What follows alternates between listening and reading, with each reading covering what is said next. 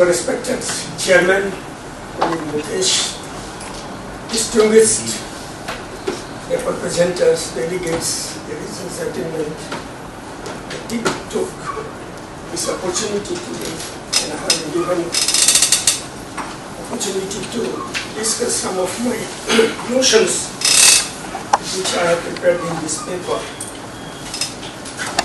I am Sudhir Kumar Singh. I have been teaching in the Rajiv Gandhi University in Itanagar, that is Arunachal Pradesh, for the last 26 years.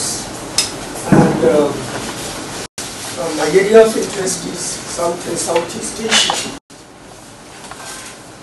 I have developed a paper on a very pertinent and important theme, that is the Vietnamese problem, which I consider is still, it is very relevant, because along with the successions of the different ideology that tripped up after the completion of the war.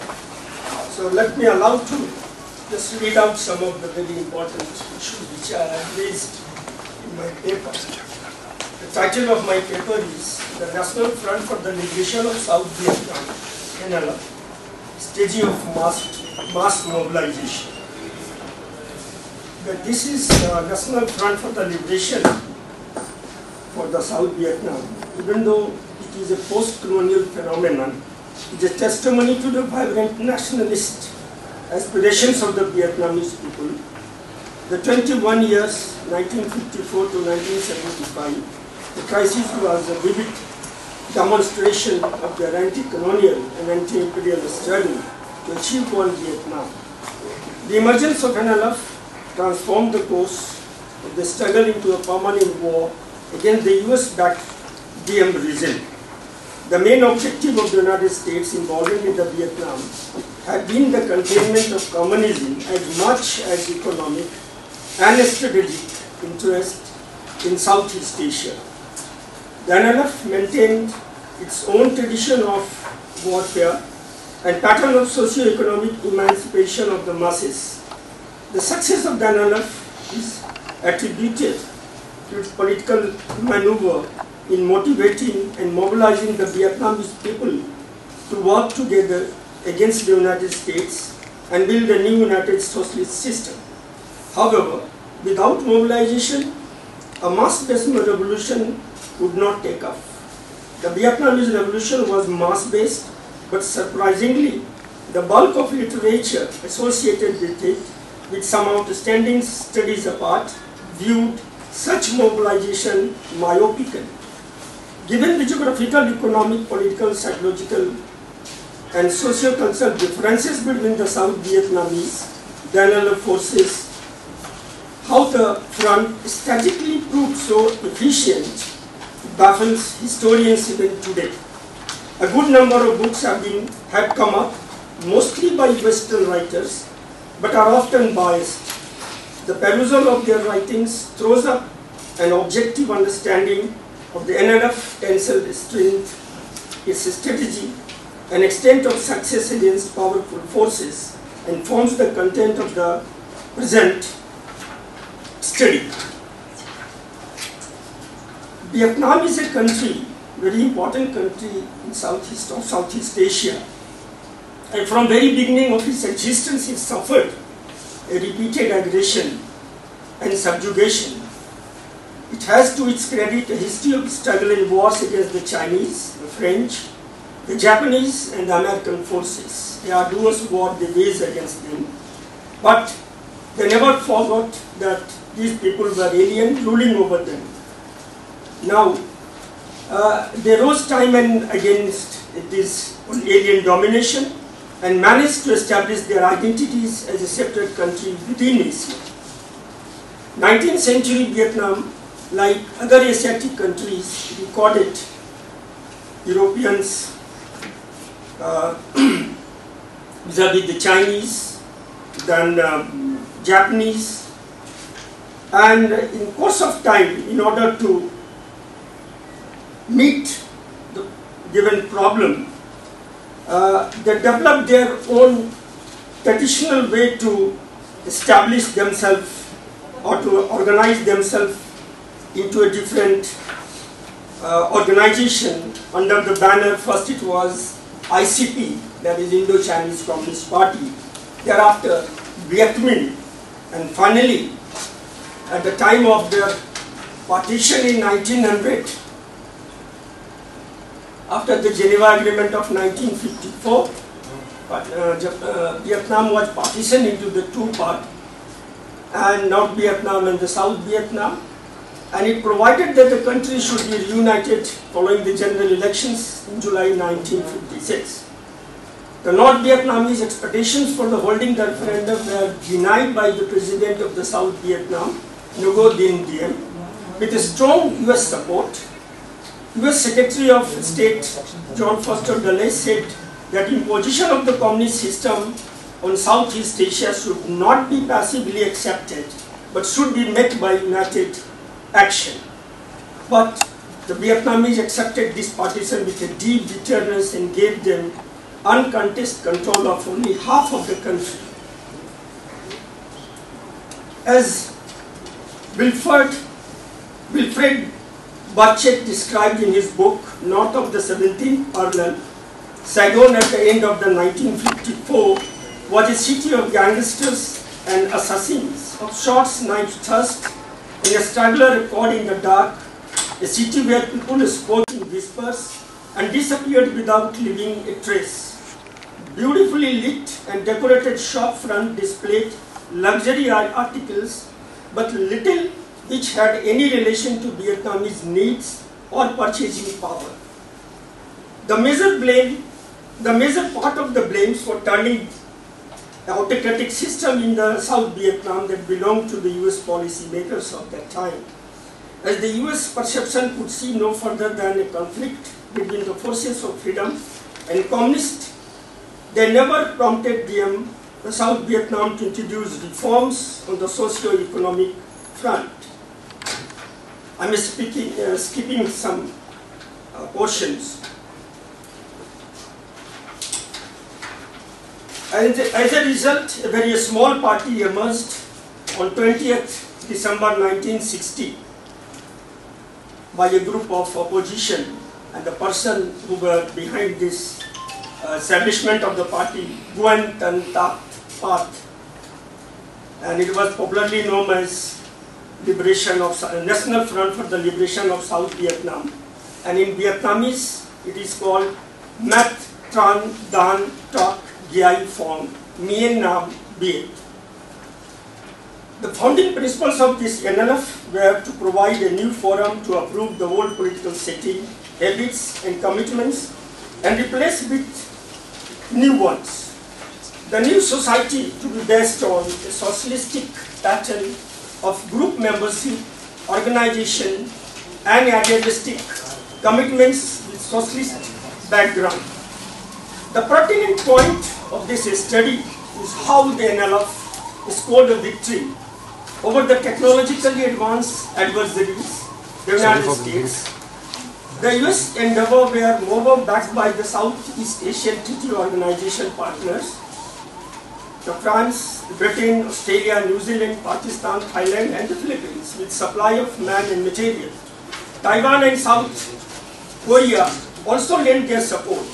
The NLF, on the other hand, fought single-handed and yet emerged victorious. No doubt, it had the support of the communist countries, the then Soviet Union and China, but the Soviet Union, though it supplied some strategic weapons, never sent its army. The main strength of the NLF was its ideological posture, strategic perception, and effective mobilization. It considered peasants as an important and effective vehicle of its success. It established underground camps, initiated training programs, and undertook relevant educational literary campaigns and programs of social and economic. Please conclude. Oh.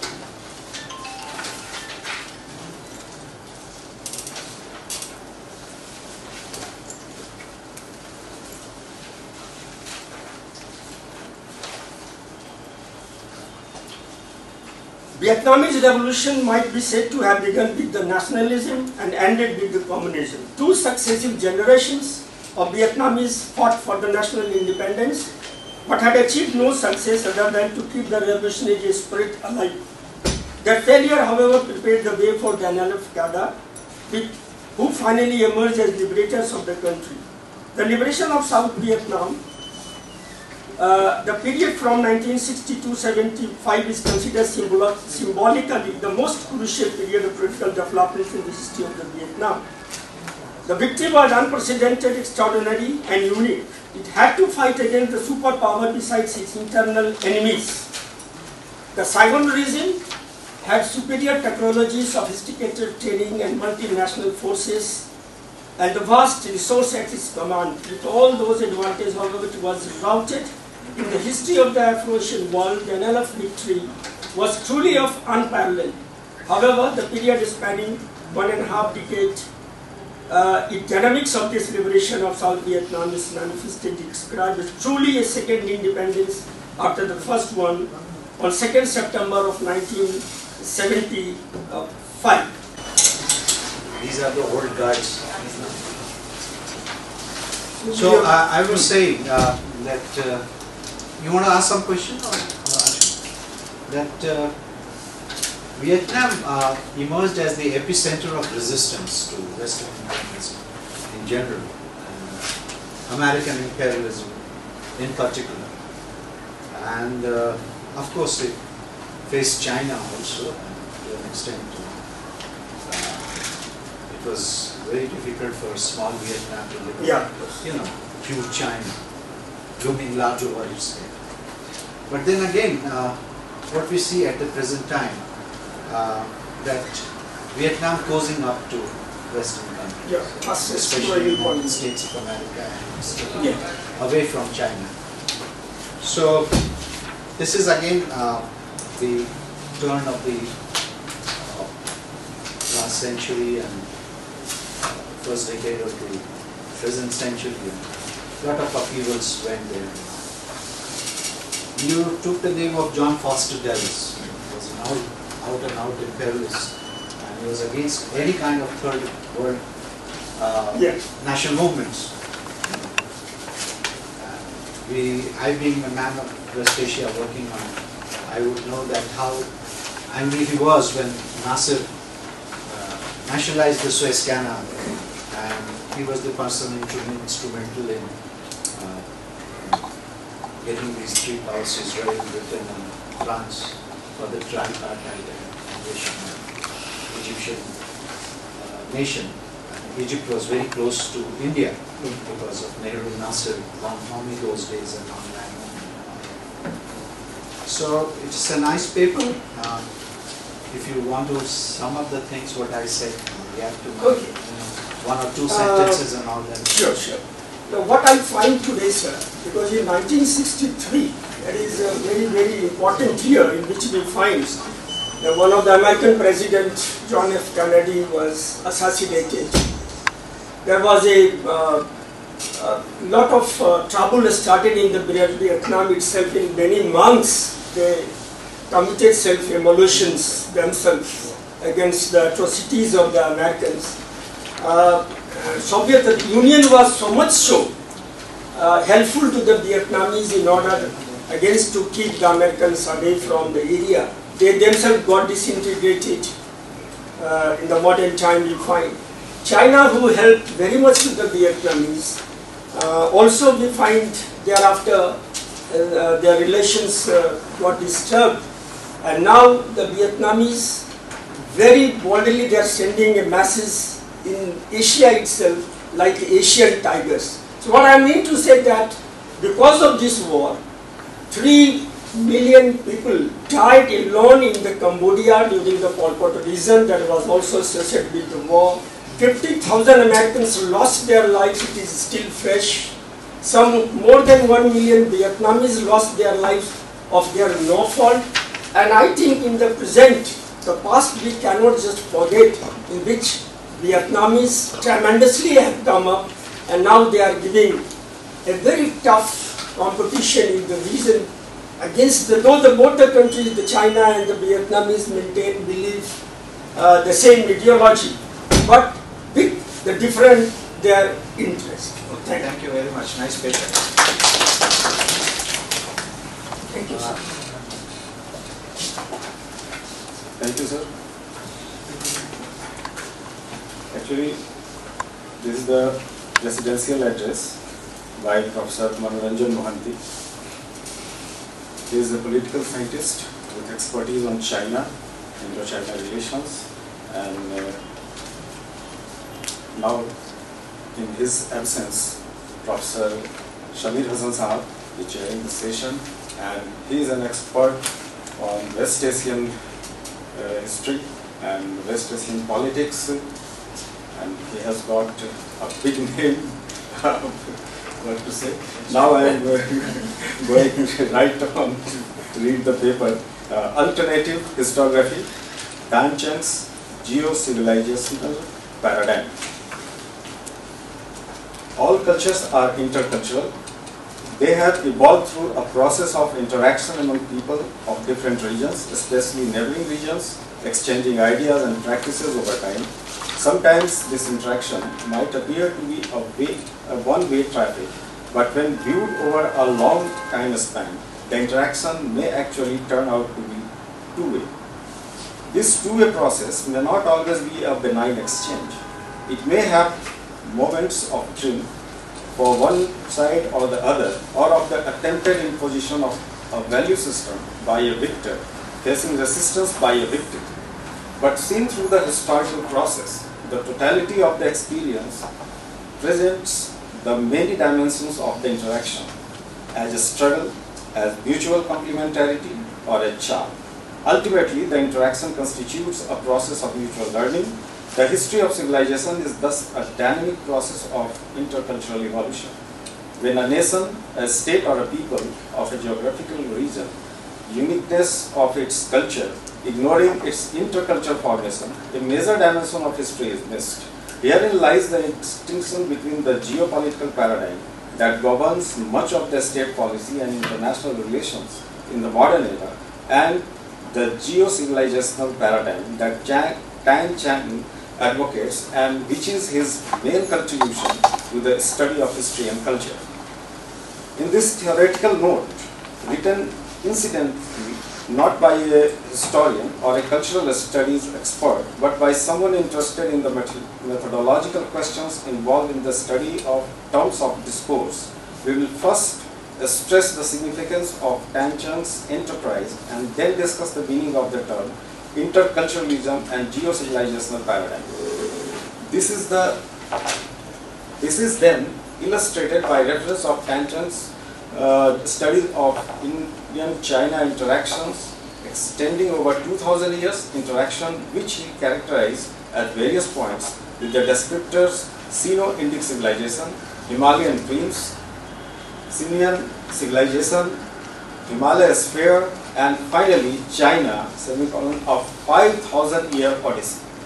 The Dan Cheng's perspective is then considered as a contribution to the emergence of an alternative historiography, a significant perspective. Based on a lifetime of intensive research on India and China, Dan Cheng has developed a geo-civilizational approach to analyze historical process. In India and China, 20 centuries of civilizational interaction and vibration. Dan and Zheng, 2005 year after referred as 20th century. Okay. Dan Cheng and Zhen Yincheng present a perspective of what can be called creative interculturalism, a process of cultural interaction that enriches the creative potentiality of all the participating units. This perspective not only explains the nature of the India-China interaction over the 2 millennia period, but is a generalist theory that can apply to the understanding of the civilizational history of humankind on a global scale.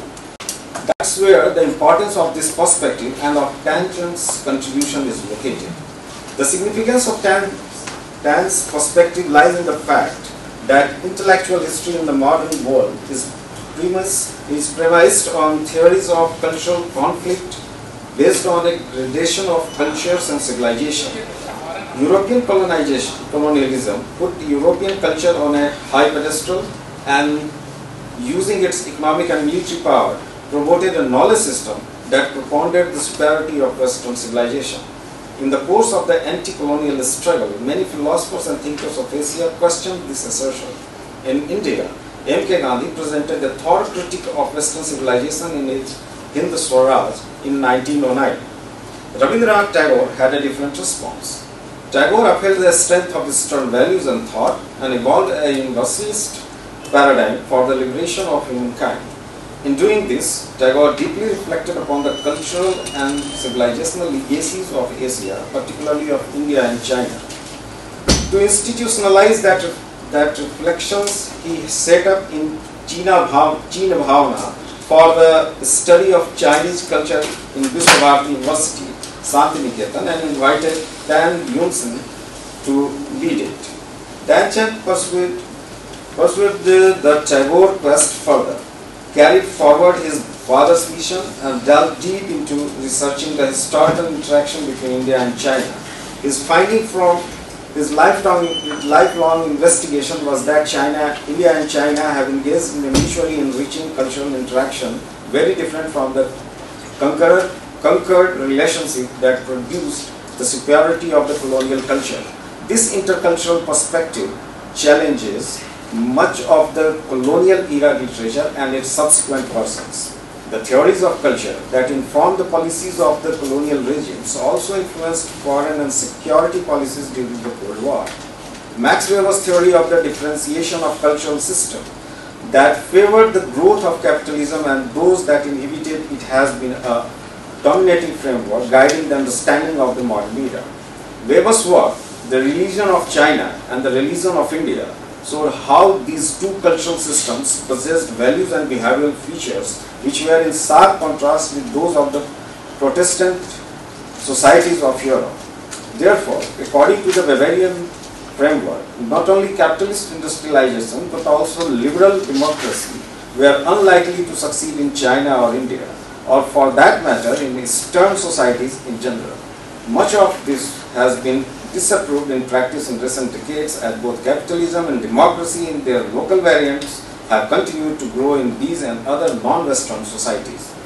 As against the Weberian theory of culture, Dan Chand's notion of interculturalism sees the plural and dynamic character of all cultures. One doesn't have to strain and reinterpret Confucianism to demonstrate that it is compatible with the capitalist entrepreneurial development underway in contemporary China.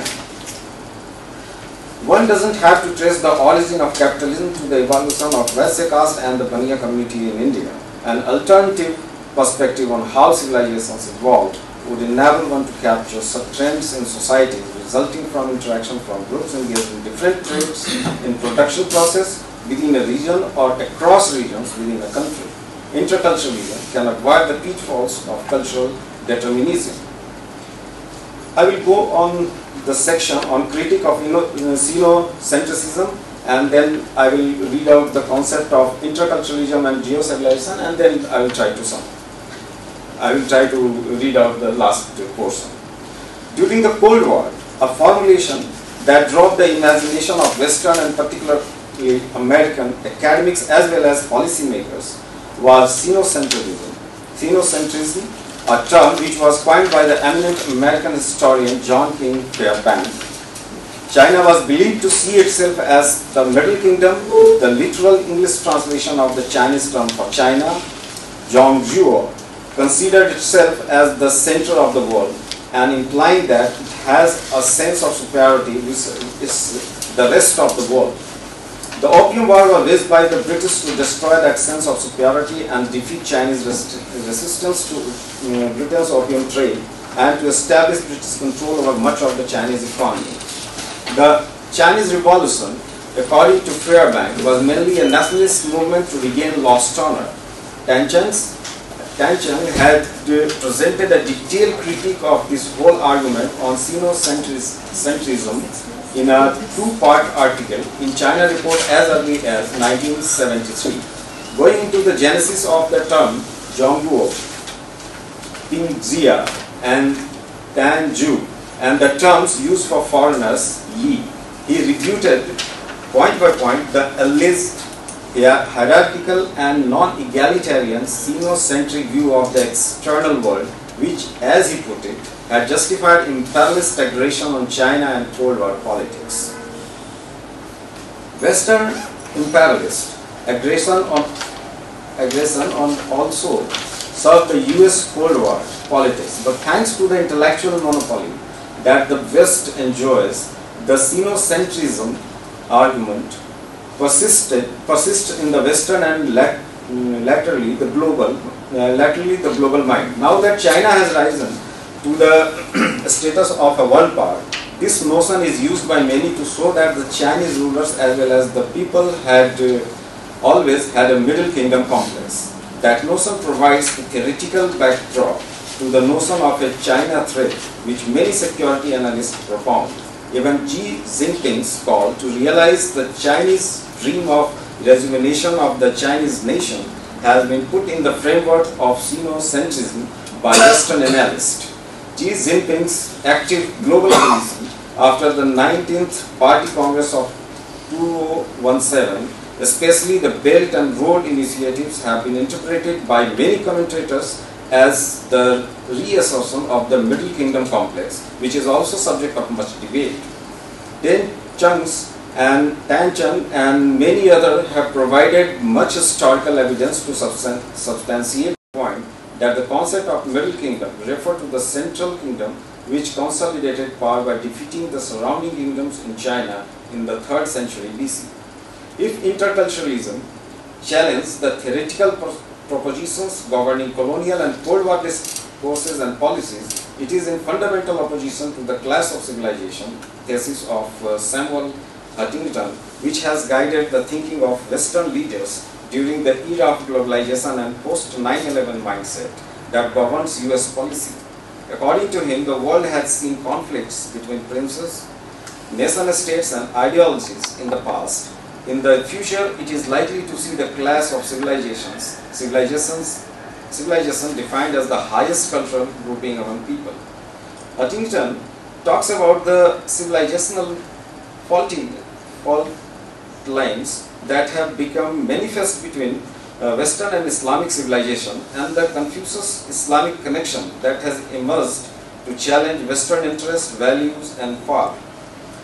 Suffice it to say here that Huntington's thesis that Western civilization was bound to come into confrontation with the Islamic Confucian civilization betrays an extremely narrow concept of civilization with boundaries which according to him seem impregnable.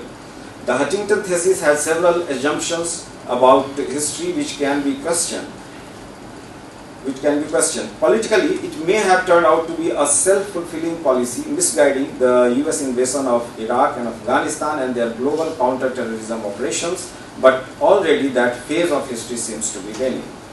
The emergence of many regional formations such as BRICS as catalyst of global transformation defies the civilizational fault lines that Huntington talked about. The decline of Western domination of the world is a historical trend not anticipated by Huntington, who had theorized on the bounty of the fall of the Soviet Union and the tide of global expansion of the market economy. As against the Huntington thesis, Tan Cheng presents a view of interculturalism that is based on the connected histories of peoples and the regions of the world. This history highlights the interaction among human groups across the globe and the movement of ideas and theories, values and technology, and natural products and arts. Thus, Tan Cheng's notion of interculturalism is a theoretical tool that challenges the cultural theories of colonial and the Cold War eras and joins the present battle for a cultural understanding of the future of humanity in the 21st century. With the upsurge of cultural identities all over the world, as people seek political power to govern themselves and protect their language, culture and dignity, it is very important to comprehend the notion of interculturalism and the politics underlying the cultural discourses of the past and present. Now I will read out the portion, the concept of interculturalism and geocivilization, and after 2 paragraphs I will approaching towards the end of this paper. interculturalism, without a hyphen between inter and culturalism, emphasizes the fact that the interaction between cultures has produced a new levels of synthesis between the cultures. A simple definition of culture is that it is a pattern of belief, values and behavior of a body of people. A civilization, simply understood, is a cultural milieu of a large number of people that extends over a long span of time and a relatively wider space. A civilization is also about beliefs, values and behavior, but those which acquire a long presence in history and take form in music, art, literature, architecture and rituals embodying worldviews. A civilization has in it knowledge system that inform human about relationship with nature and among humans. We shall use these working definitions to proceed with our analysis, knowing fully well that definitions of such concepts are always problematic. It is useful to note the differences between intercultural and cross-cultural on one hand and multicultural on the other. Western anthropology engaged in a cross-cultural studies during the colonial period to understand the uniqueness of cultures in different parts of the world, mostly in the colonies of Asia and Africa. Many of these studies were motivated by a scholarly pursuit to discover the cultural traits of communities. Many were guided by Western curiosity to learn about cultures other than those of the home countries of the scholars. However, most of them were meant to provide the intellectual input for colonial governance. One thing was common among them, namely, they considered the objects of their study as bounded cultures, communities, which has various specific features in their physical and behavioral existence, being closed until they were exposed to the outside world, first by invading or migrant communities, and then the colonial administration. Cross-cultural perspective were pursued after colonies got independence and became an important exercise for policy making during the Cold War era. The Area Studies program as well as the Comparative Development Studies programs promoted the US Social Science Research Council, promoted by the US Social Science Research Council, were a package of cross-cultural studies during the entire Cold War period. The bonded view of cultures formed an important element of the social system theory of Talcott Parsons and the political system theory by David Easton, in which a system was defined in terms of boundary. According to them, an appropriate political culture was a precondition for the successful practice of democracy. The Weberian theory, which has been extended to explain why the US type of pluralist democracy faced problems in non-Western societies such as India and China. In all these cases, the cultures of studied communities were considered as closed and stagnant until they were exposed to immigrants or invaders. On the other hand, the intercultural perspective considers all cultures as dynamic products of interaction. Rather than a monolithic view of culture, interculturalism sees multiple trends, even contradictory elements in a culture. While the cross-cultural perspective emerged during the colonial era, multiculturalism came to the fore in a different era. The context was the phenomenon of the rising non-European, non-white migrant population in the US, Canada and Europe in the last 2 decades of the 20th century. The Euro-American population slowly came to terms with the presence of the Asian, African, Arab and Latin Americans. Since Canada and the US were countries of European migrants who colonized the land of the natives, in the new context, they needed labor from other countries for which they had to evolve a framework to absorb the migrant population. There was one trend from the white supremacists who were determined to maintain the purity of their culture. The broader trend was to find ways of coping with the new situation. Multiculturalism emerged in this context as a theory enabling recognition of the cultural identities of different groups composing society. Recognition and difference were the two key terms. The US was not to be seen as a white Anglo-Saxon Protestant entity, but as a multicultural society where blacks, Catholics, Muslims, Sycanos, Asians and Arabs were entitled to similar privilege. Multiculturalism was a response to the identity upsurge of many minorities who were to be assured that their cultures were not in danger. One more. Multiculturalism too had an inbuilt belief in the hierarchy of cultures that allowed its practitioners to maintain subtle form of dominance over immigrant identities. It did not give equal respect to all cultures, though it provided some space for the cultural practices of various groups.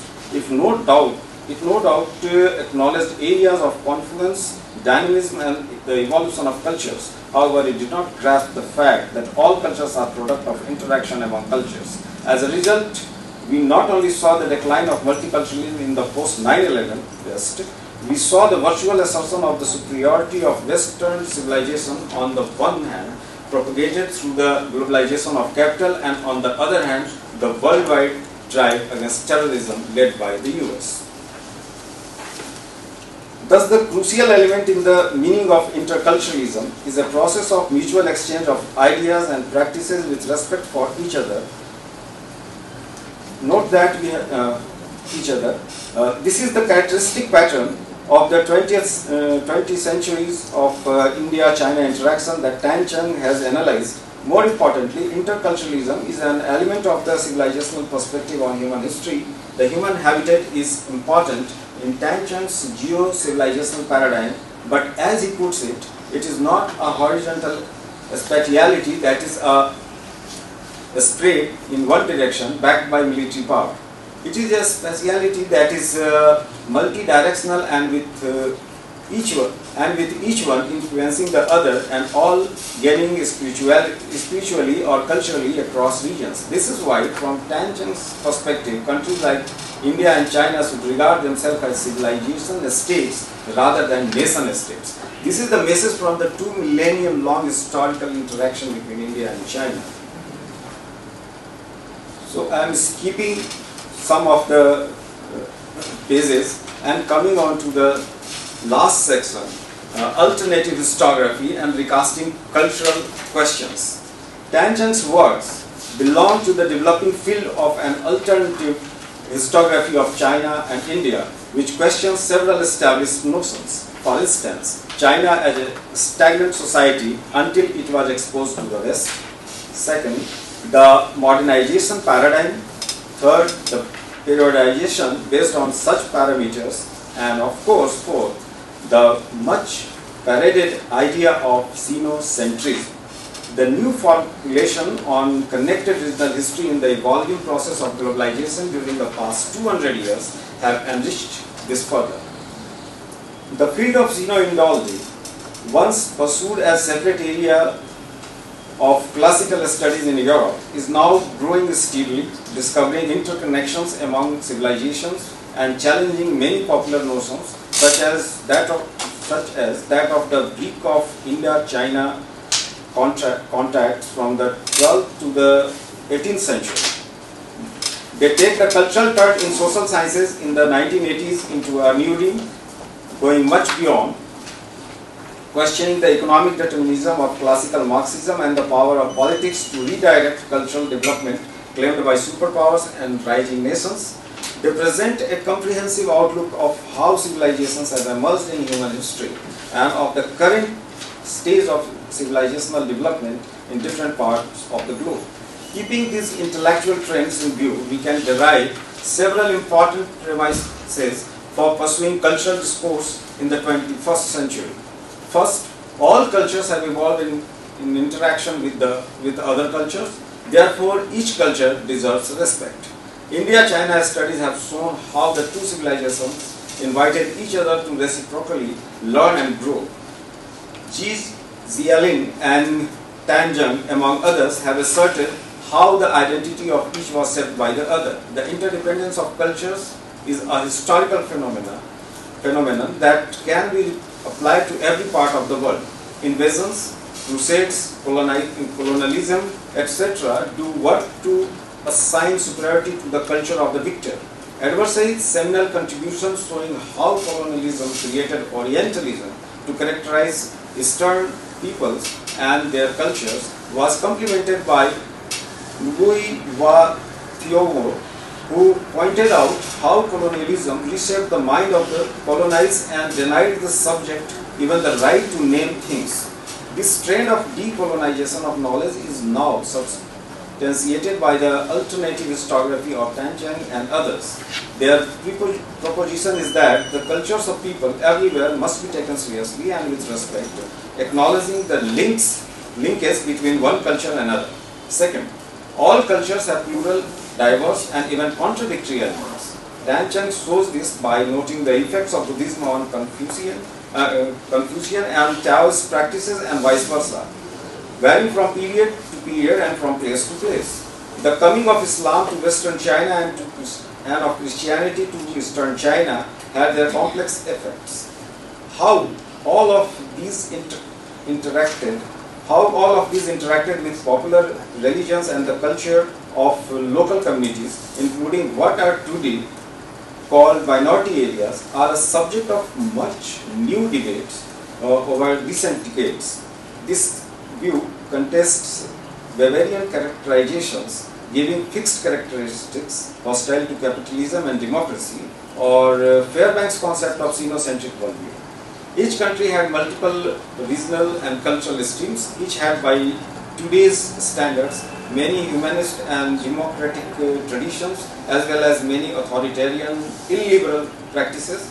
China and India have not only glorious and valuable traditions, discoveries and inventions, but also oppressed social structures and customs, such as foot binding of women and untouchability. Third, civilizations and cultures have a history of continuous dynamics. Contrary to the near frozen stereotypes of Chinese or Indian civilizations, which many Western historians have presented, they were constantly absorbing new elements, improving production systems, rearranging social relationships, and finding new ways to cope with the natural environment. Much of this took place in response to interaction with other cultures, even more when regions and groups interacted with each other within a larger territory. Tan Cheng's thesis on interculturalism and his geo-civilizational paradigm, despite their historical grounding, have a strong normative dimension, as all social science researchers have. The tradition of historiography associated with Fairbank had normative dimensions, characterizing Eastern societies in particular ways to advance Western interests and policy perspectives. The geo-civilizational paradigm, however, frankly advocates dialogue among civilizations and peoples on the basis of mutual respect and mutual learning. Many Western scholars are currently advocating such dialogue. The project initiated by Ji Jinlin and Tan Cheng presents a huge challenge for historians and social scientists to investigate historical sources deeply and with objectivity, to innovate methods of discovery and analysis, and to fill many gaps that remain in the proposition. The yin-yang complementarity that Tan Cheng sees in the 20th centuries of interaction between India and China illustrates an alternative perspective on human history, from self versus other to self and self. The South African term in the Zulu language, Ubuntu, which I am because you are, which Mandela and Desmond Tutu revived as a framework of mutual living, conveys the same idea. Colonialism created the self versus other categories, creating the metropolitan values of Europe as the self and the colonies as the other. That has become the typology for reviewing several binaries in social science, social analysis. All ruling groups see themselves as self and the ruled as the other. The concept of modernization motivated the newly independent countries to become more like Europe and the US. The so-called social aspect process of Sanskritization meant lower castes becoming like Brahmins. This very method of hierarchical classification is under question all over the world. And the last paragraph of this address is, everywhere, all oppressed groups and regions are seeking self-realization and self-determination. Thus, the new historiography points at a new moment in the civilizational history of humankind, where history is being reconstructed with the aid of new methodologies and fresh theoretical categories. This new stage in the changing terms of discourse on global history has profound meaning for human future. To that process, Tan Cheng had made a monumental contribution. Thank you.